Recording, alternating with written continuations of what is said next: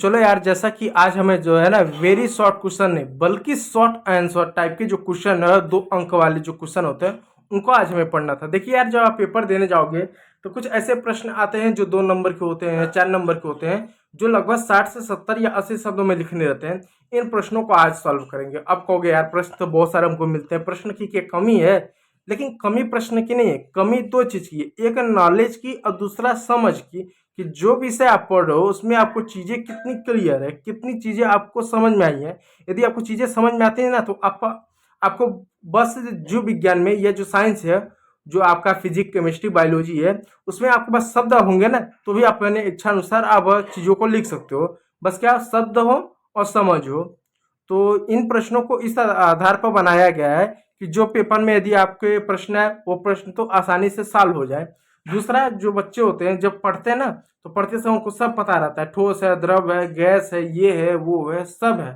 लेकिन 4 दिन बाद तो सब कुछ ठीक रहता है, 15 दिन बाद, 20 दिन बाद, 2 महीने बाद सब भूल जाते हैं, उनको सब समझ नहीं आता। फिर वो होता है, चलो मोटी किताब उठाओ, वापस उसको पढ़ो। तो इसको इस रूप में बनाया गया है, यदि आपने कुछ पढ़ा है 1 महीने पहले, 2 महीने पहले, यदि भूल गए हो तो एक बार फिर से रिवीजन हो जाए, और जो इम्पोर्टेंट प्रश्न है, जो इम्पोर्टेंट टॉपिक है, उनको कवर कर लिया जाए, जिससे आप पेपर में अच्छा प्रदर्शन कर सको। तो कहूँगा कि चैनल बहुत उपयोगी है आप लोग के लिए, इसलिए एक लाइक और चैनल को सब्सक्राइब जरूर कीजिएगा। तो चलिए, 21वां प्रश्न। अब 21वां क्यों? पहला तो होना चाहिए, 20 हमने वेरी शॉर्ट प्रश्न देखे, अब ये थोड़ा सा शॉर्ट टाइप के प्रश्न है, फिर लॉन्ग, फिर वेरी लॉन्ग देखेंगे। क्या प्रश्न है? पदार्थ के कण कितने छोटे होते हैं, उदाहरण सहित लिखिए। यानी प्रश्न ये है कि जो पदार्थ होता है वो छोटे छोटे छोटे छोटे कणों से मिलकर बना होता है, तो भैया वो कितने छोटे होते हैं? तो सबसे पहले ये जान लेते हैं पदार्थ क्या होता है। इस ब्रह्मांड में जो कुछ भी आपको दिखता है, जो कुछ भी दिखता है, रेत, मिट्टी, कंकड़, पत्थर, आप, मैं, गाय, भैंस, बकरी, सांड, कुकुर, सब क्या है? सब कुछ पदार्थ है। अब ऐसे तो पेपर में तो लिखाओगे नहीं कि सब पदार्थ है, परिभाषा लिखोगे। पदार्थ की परिभाषा क्या लिखोगे? वह प्रत्येक वस्तु जिनका कुछ ना कुछ द्रव्यमान हो, जैसे आप हो, आप भी पदार्थ हो क्योंकि आपका द्रव्यमान हो। आपका मोबाइल हो जिसमें आप पढ़ रहे हो, वो भी पदार्थ है क्योंकि उसका भी कुछ ना कुछ द्रव्यमान यानी वजन है। आपका शर्ट है, वो भी क्या है? द्रव्यमान है, उसका कुछ ना कुछ वजन होगा। तो चाहे रेत का एक कण ले लो, चाहे पानी का एक बूंद ले लो, कुछ भी ले लो, जिसका कुछ ना कुछ द्रव्यमान हो और वो जगह घेरता है। जैसे हाथी ले लो, हाथी का वजन होगा, वो जगह घेर रहा है, तो क्या चींटी का वजन नहीं होगा? चींटी का भी वजन होगा। क्या चींटी जगह नहीं घेरेगा? चींटी भी जगह घेरेगा। तो वो प्रत्येक वस्तु जिसका कुछ ना कुछ द्रव्यमान यानी वजन हो और वो स्थान घेरता हो, उसको हम पदार्थ करते हैं। ठीक है। और ये जो पदार्थ हो गए कुछ भी, जैसे आप हो गया, कैमरा हो गया, माइक हो गया, पेन हो गया, किताब हुआ, बुक हो गया, खाने पीने की चीजें हो गए, कपड़े हो गए, फिर गाय, भैंस, कंकड़, पत्थर, बालू, रेत, जो भी हो गया वो सब पदार्थ है। तो पदार्थ जो होता है छोटे छोटे छोटे छोटे छोटे छोटे छोटे छोटे ऐसा छोटे छोटे, बहुत छोटे नहीं, ऐसा छोटे छोटे कणों से मिलकर बना होता है। लेकिन अब ये सवाल होता है कि जो पदार्थ होता है वो कितने छोटे होते हैं, उसको हमें उदाहरण सहित लिखना है। तो क्या लिखेंगे? पदार्थ के कण बहुत छोटे होते हैं जिन्हें आंखों से नहीं देखा, यानी वो जो पदार्थ इतने छोटे होते हैं कि हम आंख से नहीं देख सकते। उसके लिए हमको क्या करना पड़ेगा? माइक्रोस्कोप हमको लेना पड़ेगा। ठीक है, माइक्रोस्कोप से देख सकते हैं। अब उदाहरण से दिखना कितने छोटे होते हैं, इसके लिए हम एक उदाहरण देंगे। उदाहरण, नींबू की एक बूंद पूरे गिलास के पानी में स्वाद फैला देती है। इससे सिद्ध होता है कि कण अत्यंत सूक्ष्म होते हैं। अब ये तो भाई बिल्कुल नहीं समझ में आया होगा कि नींबू का एक पानी पूरा एकदम फैला दिया होगा। मैं आपको एग्जाम्पल तौर पे आपको समझाता हूं। ठीक है, कण जो होता है कितना छोटा होता है। ठीक है, अब देखिए कण कितना छोटा होता है। अब देखिए आप क्या कीजिएगा, एक गिलास लीजिएगा, उस गिलास में पानी भर दीजिएगा, पानी भर दीजिएगा, पूरा पानी भर दीजिएगा, पानी ऐसा भर दीजिएगा। और जब पानी भरिएगा तो उस पानी को नाप के भर दीजिएगा कि 10 ml है, 15 ml है, 100 ml है, 1 लीटर है, 10 लीटर। ठीक है, उसमें क्या कीजिएगा, उस भर दीजिएगा। भरने के बाद क्या उसमें हल्का सा, मात्र सिर्फ 10 ml, 10 ml क्या कीजिए, आप हरा, लाल, नीला, पीला, काला जो भी है उसमें रंग डाल दीजिएगा। कुछ समय बाद देखिएगा जो आपका 1 लीटर पानी था, मात्र 10 ml के कलर डालने से पूरा पानी उसी रंग का हो जाएगा। पूरी तरह से डार्क तो नहीं होगा, लेकिन क्या होगा, उस कलर का हो जाएगा। फिर आप क्या कीजिएगा, उस पानी को फेंक दीजिएगा, उसमें से 10 ml पानी निकाल लीजिएगा जो कलर टाइप का है। फिर दूसरा बाल्टी आप लीजिएगा या बर्तन लीजिएगा, उसमें फिर क्या कीजिएगा, ऐसा बहुत सारे क्या कीजिएगा गिलास लीजिएगा, उन सब में 1-1 लीटर पानी भर दीजिएगा। वापस उस 10 ml लाल वाले कलर को क्या कीजिए, इसमें डालिए। जब इसमें डाल देंगे तो कुछ समय बाद ये भी पूरा पूरा क्या होगा, जो गिलास हो ना वो भी लाल कलर का हो जाएगा। कलर क्या होगा, थोड़ा सा हल्का हो जाएगा, लेकिन पूरा पानी लाल हो जाएगा। फिर इसमें से 10 ml पानी निकाल के दूसरे गिलास में डालिएगा, पूरा उसका भी जो पानी है लाल कलर का हो जाएगा। कलर हल्का हो जाएगा लेकिन फिर भी वो पूरा लाल आपको पानी दिखेगा। फिर इसमें से 10 ml निकाल के तीसरे वाले में डालिएगा, पूरा कलर आपको लाल हो जाएगा, कलर हल्का होता जाएगा। यानी ऐसा जितनी बार करेंगे कलर हल्का होता जाएगा, लेकिन फिर भी वो लाल कलर आपको दिखेगा। सवाल है, हम तो पानी 10 ml ही निकाल रहे हैं और 1 लीटर में डाल रहे हैं, इतना सा पानी निकाल रहे हैं और इतना पानी में डाल रहे हैं, फिर भी इतना सा जो पानी, इतना पानी को क्या कर रहा है, कलर कर रहे हैं। फिर उसमें से इतना सा पानी निकाल रहे हैं, सब में डाल रहे हैं, वो क्या कलर हो जा रहा है। इससे पता चलता है कि जो कण होता है कितना छोटे छोटे वो कण होते हैं, इतना छोटा छोटा। क्योंकि जब वो 10 ml पानी जब 1 लीटर में डाल रहे ना तो पूरा कणों को एकदम फैल जा रहा है, एकदम फैल जा रहा है, छोटे छोटे टुकड़ों में एकदम फैल जा रहा है, छोटे छोटे टुकड़ों में मिक्स हो जा रहा है। जिस वजह से उसमें निकालना है तो फिर कई सारे असंख्य लाखों संख्या में क्या छोटे छोटे कण आ रहे हैं, फिर बाकियों को कलर कर दे रहे हैं। तो इससे आपको पता चलता है कि वो कितना है, कितना छोटे छोटे कण होते हैं। इससे आप याद रखिएगा। ये एनसीईआरटी का एग्जाम्पल है, एनसीईआरटी ने यही दिया, इसलिए हम एनसीईआरटी का एग्जाम्पल लेंगे। प्रश्न 2, ठोस और द्रव में अंतर बताइए। जो ठोस होता है द्रव होता है उसमें अंतर बताइए। सबसे पहले ये सवाल बच्चे उठाते हैं कि जो ईटा होता है, जो लकड़ी होता है, जो लोहा होता है, आखिर वो ठोस ही क्यों होता है, और जो पानी हो गया, जैसे पानी हो गया, तेल हो गया, दूध हो, वो हमेशा गीला क्यों होता है। तो उसका सबसे बड़ा कारण ये होता है कि दोस्तों, जो पदार्थ होता है उसके बीच में जो कण होते हैं, कुछ ऐसे पदार्थ हैं जो कण होते हैं जो बहुत पास पास पास पास होते हैं, और कुछ ऐसे पदार्थ होते हैं जिनको बीच में जो कण होते हैं बहुत क्या होते हैं, दूर होते हैं, कुछ में सामान्य होते हैं। तो जो कण होता है उन कणों के बीच में क्या होता है, आकर्षण बल होता है। जिससे उसको समझाता हूँ, देखिए आकर्षण बल होता है, इस वजह से वो द्रव ठोस गैस में होते हैं। जैसे आपके घर में इस टाइप का क्या होगा, टोटी होगा, ठीक है। आप जाइएगा उस टोटी के पास और जो है पानी आप चालू कर दीजिएगा। जैसे पानी चालू कर देंगे, पानी इस तरह से गिरना स्टार्ट हो जाएंगे। हमेशा एग्जांपल लेता हूँ। आज जब पानी जब गिरना स्टार्ट हो जाएगा तो इस पानी जहाँ गिरता है वहाँ पर अपना उंगली लगाइएगा या कोई लकड़ी लगाइएगा। उंगली लकड़ी जो मिले इसके बीच में लगाइएगा। जैसे आप लगाएंगे, आप अपनी उंगली या लकड़ी को देखिएगा, जो पानी होगा ना दो धाराओं में बट जाएगा, 2 धाराओं में बट जाएगा। किधर, लेफ्ट और राइट में। एक लेफ्ट में बढ़ जाएगा, एक राइट में बढ़ जाएगा, ऐसा बढ़ जाएगा। ठीक, हमने उंगली या लकड़ी लगाकर पानी को 2 भागों में बांट दिया। अब क्या होगा, जब 2 भागों में बांट दिया तो पानी 2 धाराओं में गिरना चाहिए, एक इधर से एक इधर से। आपका उंगली दोनों साइड भीगेगा, लेकिन जब नीचे देखेंगे तो आपका ये जो होगा ना, ये पानी 2 धारा में नहीं बल्कि एक ही धारा में ही गिरेगा, एक ही धारा में ही गिरेगा। सवाल है, उंगली लगाकर जब पानी को 2 भागों में हमने अलग कर दिया, फिर नीचे एक भाग में आखिर कैसे हो गया। इससे पता चलता है कि जितने भी कण होते हैं उनके बीच में आकर्षण बल होता है जो एक दूसरे को आकर्षित करते हैं। ठीक, आकर्षण करने की वजह से क्या होता है, आकर्षित बल होता है। ठीक है, तो कुछ ऐसे पदार्थ होते हैं जिनमें आकर्षण बल ज्यादा होता है। जैसे लोहा ले लो, चांदी ले लो, तांबा ले लो, लकड़ी ले लो, ईंट ले लो। जो ठोस होता है, ठोस में कण बहुत पास पास पास पास पास पास पास पास एकदम पास होता है, एक दूसरे को आकर्षित करते हैं। इसलिए ठोस हमेशा कठोर होता है, एकदम कठोर होता है। लेकिन यदि आप बात करें द्रव का, जैसे दूध ले लो, तेल ले लो, घी ले लो या पानी ले लो, इनके कण ना तो बहुत दूर होते हैं ना तो बहुत पास होते हैं, एक हिसाब से रहते हैं।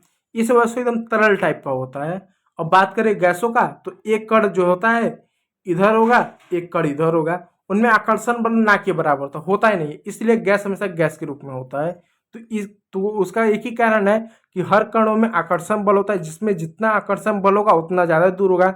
द्रव में कम आकर्षण बल होता है, सामान्यतः मध्यम होता है, इस वजह से तरल होता है। और ठोस में बिल्कुल होता ही नहीं, इस वजह कठोर होता है। तो ये द्रव ठोस अवस्था हो गया कि ठोस ठोस क्यों होता है, द्रव द्रव क्यों हो गया। अब अंतर क्या लिखेंगे, अंतर ये लिखेंगे, ठोस का निश्चित आकार होगा। जो ठोस होगा, आगे इस तरह का लकड़ी है, इस तरह का लकड़ी है, उसका आकार निश्चित होगा, कहीं भी रखो आकार नहीं बदलेगा। और उसका आयतन होता है, आयतन मतलब वो एक तरह से आकार, निश्चित आकार होगा, उसका अपना एक आयतन होगा। आयतन मतलब वो जगह घेरेगा, एक अपना एक निश्चित जगह घेरेगा, यानी आकार भी निश्चित है और जगह घेरना यानी आयतन घेरना, मतलब आयतन भी उसका निश्चित होगा कि यदि इस आयतन का तो उसी आयतन घेरेगा, ये आयतन है तो यही आयतन घेरेगा। जबकि द्रव ऐसा नहीं, द्रव का निश्चित आकार नहीं होता, द्रव का निश्चित आयतन तो निश्चित आयतन तो होता है, पर बर्तन के अनुसार बदल जाता है, पर आकार बर्तन के अनुसार बदल जाता है। अब देखिए, जो आपका द्रव होगा उसका आयतन तो निश्चित होगा, लेकिन आकार क्या होता है, वो बदल जाता है। अब जैसे एग्जांपल देखिए, मान लीजिए ये एक बॉटल है और ये एक इस तरह का बॉटल है, इसमें 1 लीटर पानी आपने रखा हुआ है, 1 लीटर पानी, तो आकार क्या निश्चित नहीं है। अब इसी 1 लीटर पानी को इसमें डालोगे तो आकार ऐसा ले लेगा, तो आकार तो बदल गया, लेकिन आयतन उतना रहेगा। इसमें अगर उसका आयतन 1 लीटर है कैपेसिटी, तो इसमें भी रहेगा, वो बदलेगा नहीं, वो बदलता नहीं। यानी इतना पानी को आप उसमें भी उतना ही जगह उसको चाहिए, उसको भी उतना ही जगह चाहिए रखने के लिए, उसको उतना जगह चाहिए। लेकिन अगर आपने इसका उल्टा करना चाहा कि ये 1 लीटर पानी का बॉटल है, इसको आधा लीटर बॉटल में रखना चाहा, तो वो नहीं जाएगा, क्योंकि आयतन निश्चित है। उसके लिए 1 लीटर चाहिए, उससे बड़ा चाहिए, क्योंकि उसका आयतन निश्चित है। जबकि गैस में ऐसा नहीं था, गैस में उल्टा होता है।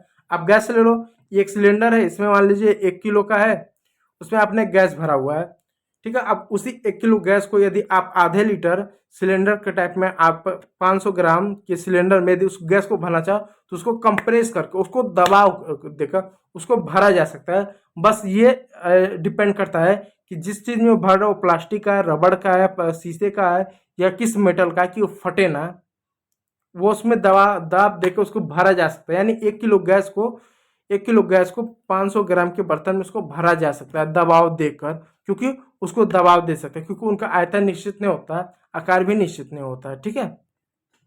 अब देखिए, द्रव और गैस के अवस्था में अंतर लिखिए। द्रव का निश्चित आयतन होता है, पर आकार निश्चित नहीं होता है।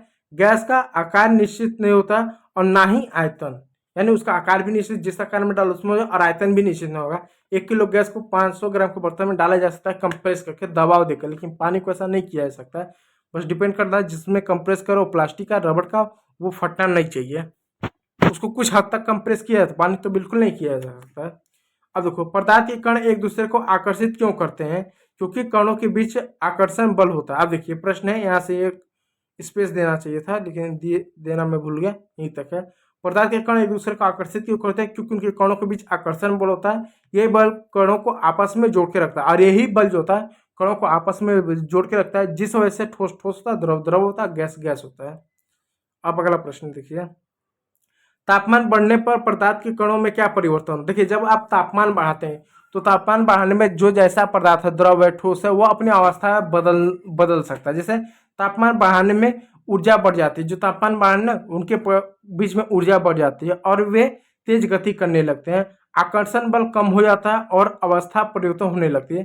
जैसे मान लीजिए कोई भी आपने पदार्थ ले लिया, जैसे मान लीजिए आपने लोहा ले लिया, उसके पदार्थ एकदम पास पास है, जैसे आप तापमान दोगे ना, तो उसमें गतिज ऊर्जा आ जाती है और पदार्थ के कण गति करने लगते हैं, और एक समय बाद क्या, वो लोहा पिघल के एकदम लिक्विड बन जाएगा। तांबा, चांदी, सोना, वो पिघल के तरह से लिक्विड हो जाएगा, ठीक है। और लकड़ी के साथ है, लकड़ी जला तो एक समय बाद वो जो कठोर रहेगा, वो कठोर से लचीला जाता है। जैसे कैसा था, एक लकड़ी आपने जलाया, पूरी तरह से जला नहीं, वो कोयले टाइप होगा, उसको तोड़ना थोड़ा सा आसान हो जाता है। तो ये इस तरह से मतलब होता है, तापमान बढ़ाने से पदार्थ अपनी अवस्था को परिवर्तन कर सकता है। ऊष्मीय ऊर्जा किसे कहते हैं? पदार्थ के कणों की गति से जुड़ी ऊर्जा को ऊष्मीय ऊर्जा कहते हैं। यानी पदार्थ जो गति करता है, उस गति से एक ऊर्जा उत्पन्न होती है, जिसको ऊष्मीय ऊर्जा कहते हैं। आगे चल के विस्तार से लॉन्ग प्रश्न में देखेंगे। वाष्पीकरण और उबाल में क्या अंतर? यानी वाष्पीकरण क्या होता है, उबाल, जैसे पानी को उबालते हो ना, बॉइलिंग करते हो, और वाष्पीकरण में क्या अंतर है? देखिए, जो वाष्पीकरण होता है वो प्राकृतिक द्वारा होता है। जैसे मान लो कहीं पर कुआं हो गया, तालाब हो गया, नदी हो गया, सूरज की रोशनी उस पर पड़ेगी, उसका क्या वाष्पीकरण होगा, उसका पानी क्या गैस में बनेगा, ऊपर हो जाएगा, वाष्पीकरण हो जाएगा। उबाल में क्या होता है, हम कृत्रिम तरीके से क्या करते हो, कोई बर्नर पर कोई गैस हो गया, कोई स्टोव हो गया, उस पर क्या बर्तन रख के क्या पानी को बॉईल करते हो, ठीक है, वो भी वाष्प में बनता है, तो उसको आप उबालते हो एक तरीके से। और एक बात जान लीजिए, जो वाष्पीकरण होता है वो किसी भी तापमान पर केवल सतह पर होता है, वो किसी भी तापमान पर केवल सतह पर होगा। जैसे पानी रखा हुआ किसी तापमान पर सतह पर होता है, उबाल निश्चित तापमान पर पूरे द्रव में होता है। और जो उबाल होता है ना, और जो किसी चीज को उबालते हो तो किसी निश्चित तापमान पर पूरे में होगा। जैसे एग्जाम्पल तौर पे देखिएगा, ये कोई तालाब हो गया, उसमें वाष्पीकरण होगा तो ऊपर की जो पानी का जो सतह है वही वाष्प बन के पहले उड़ेंगे, फिर उसके नीचे, फिर उसके नीचे, इस तरह से होता है। लेकिन जब पानी उबालोगे तो उसका एक निश्चित तापमान होगा, जैसे पानी हो गया, जब तक पानी को आप 100 डिग्री सेल्सियस तापमान नहीं दोगे तब तक पानी कभी उबलेगा नहीं, खौलेगा नहीं। अब जो खौलना स्टार्ट कर दिया, चाहे ऊपर का पानी हो, चाहे नीचे का पानी हो, चाहे आगे पीछे कहीं का पानी हो, पूरा पानी वो खौलेगा। ऐसा नहीं कि ऊपर का पानी गर्म है, नीचे का पानी ठंडा है, ऐसा नहीं होगा। लेकिन देखो समुद्र में चले जाओ, हो सकता है कि ऊपर का पानी आपको धूप की वजह से गर्म लगे, नीचे जाओ तो ठंडक आपको मिलेगा। तो ये अंतर आपको वाष्पीकरण और उबाल में देखने को मिलेगा। वाष्पीकरण को प्रभावित करने वाले दो कारक लिखिए। वाष्पीकरण को प्रभावित करने वाले दो कारण लिखिए, यानी किस कारण वाष्पीकरण प्रभावित होता है, किस कारण वाष्पीकरण तेज होता है, धीमा होता है। पहला, सतह का क्षेत्रफल जितना अधिक होगा वाष्पीकरण उतना तेज होगा। जैसे एग्जाम्पल तौर पर देखिएगा, आप मान लीजिए आप कपड़े मतलब धो दें, उसको सुखाने के लिए रखें, उस कपड़े को ऐसा चौपात यानी घड़ी करके रखें इतने में, तो सूखने में समय ज़्यादा लगेगा। उसको इतना लंबे में फैला दें तो वो जल्दी होगा, क्योंकि सतह बढ़ गया तो जल्दी वाष्पीकरण होगा, सतह कम हो गया तो वाष्पीकरण स्लो होगा। पहला तो ये तय कर। दूसरा, हवा की गति का अधिक होने पर भी वाष्पीकरण बढ़ता है। जितना तेज हवा की गति होगा ना उसमें भी वाष्पीकरण होगा। कभी कभी देखो लोग कपड़े वपड़े सुखाते दिन में नहीं सूख पाता है तो रात में उसको क्या उसको सुखाने के लिए टांग देते हैं फैलाकर। और जैसा हवा चलता है ना, तो हवा जब चलता है तो क्या होता है, पानी के छोटा छोटा कण होता है। अब देखिए कपड़ा है ये, इस कपड़े में क्या पानी के छोटे छोटे छोटे छोटे छोटे छोटे ऐसे बहुत सारे अनगिनत लाखों सैकड़ों कण कण हो गए। और जब हवा चलता है तो हवा में भी छोटे छोटे छोटे छोटे कण हो गए।